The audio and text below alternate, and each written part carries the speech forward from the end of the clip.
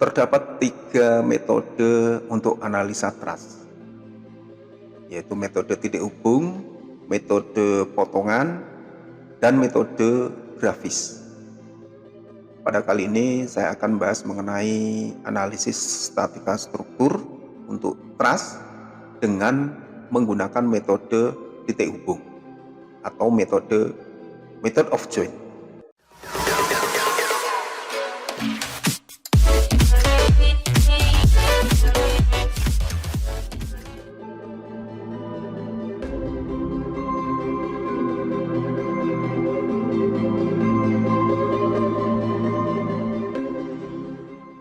Analisis yang digunakan dalam trust ada 3 jenis. Yang pertama adalah metode titik hubung atau method of joins. Yang kedua adalah metode potongan atau method of section.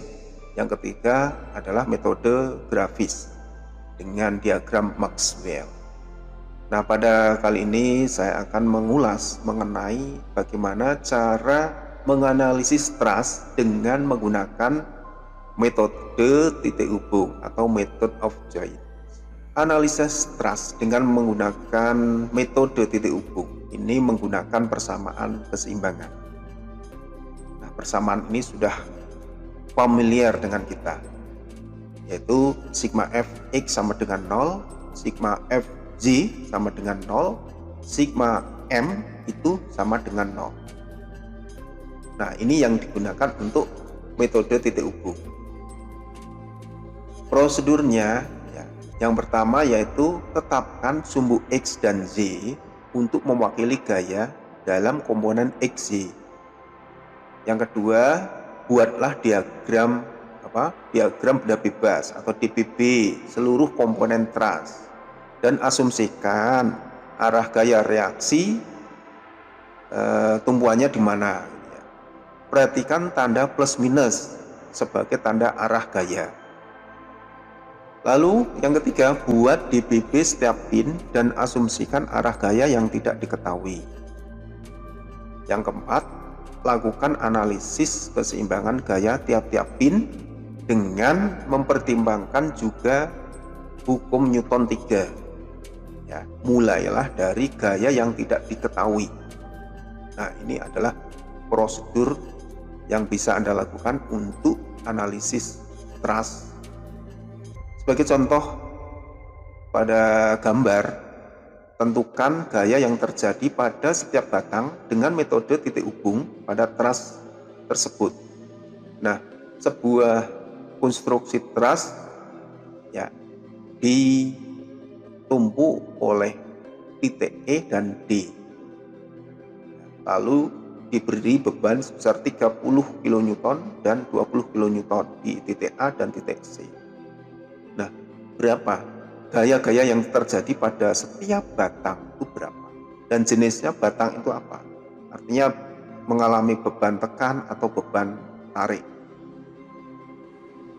Nah, kita lihat yang pertama tentu Anda buat DBB atau diagram benda bebasnya.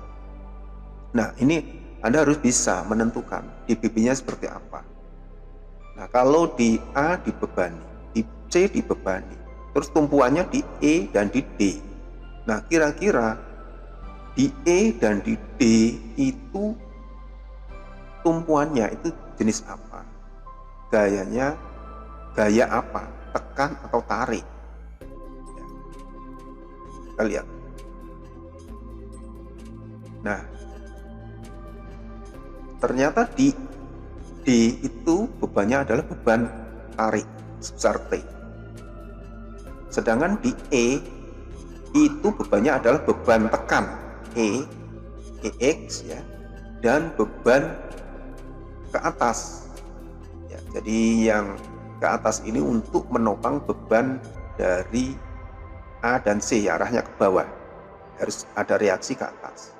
Sedangkan arah X arahnya ke kiri ya, itu untuk melawan beban dari beban T yang ditarik ya. Nah, ini Anda harus bisa menentukan di sini di titik D seperti apa, titik E seperti apa. Nah, setelah itu Anda masukkan ke persamaan keseimbangan. Diawali dari sigma ME sama dengan 0. ME ya. Tadi ME, E di sini. ME-nya sini ya, sama dengan 0. Sehingga di situ ada 5T min 20 kali 5 min 30 kali 10. Ya, jaraknya 10 sama dengan 0. Sehingga T-nya sama dengan 80 kN. Lalu sigma Fx sama dengan 0. Ya, sigma Fx sama dengan 0 tuh di sini. Sehingga di situ ada 80 cos 30 min EX sama dengan 0. Sehingga X sama dengan 69,3 kN. Lalu sigma Fj sama dengan 0. Sehingga di situ ada 80 sin 30 plus EZ min 20 min 30 sama dengan 0. Sehingga EZ-nya 10 kN. Nah, ini adalah untuk yang berada momen yang berada di titik E. Nah, berikutnya untuk menentukan besar gaya tiap batang. Nah, ini untuk di join A. Ini di A di sini.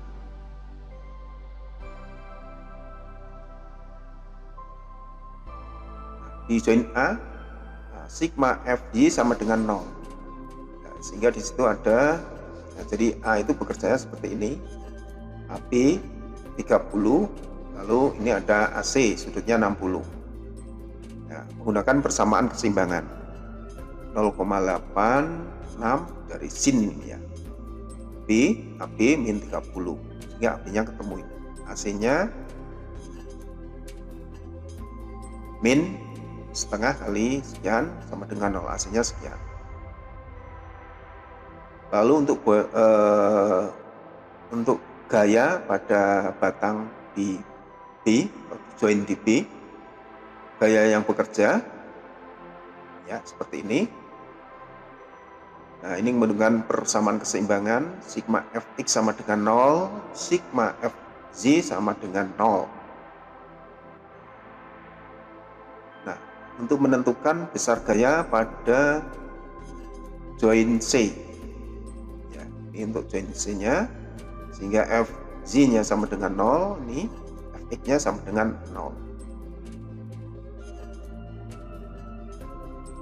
Untuk join di E, itu ada DE 69,3 tadi ya, kemudian CN-nya tadi, lalu 10 kN, DE-nya ketemu. Nah, itulah cara untuk menyelesaikan statika struktur dengan metode titik hubung.